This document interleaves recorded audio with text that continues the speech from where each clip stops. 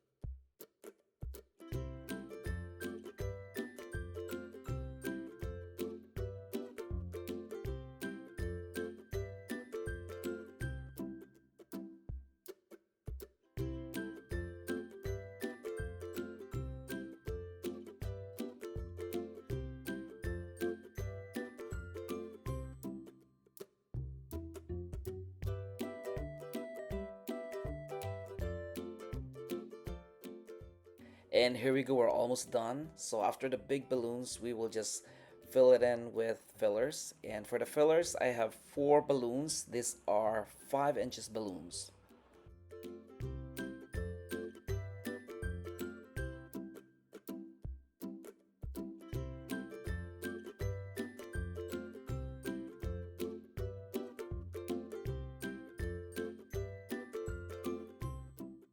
And there you go guys, it's finally done. I hope you guys like this and learned something from this video today. If you do like this, please give us a thumbs up, subscribe to our channel, and once again, this is FembemNY. We will see you guys in the next video. Take care and have a wonderful day. Thank you. Bye.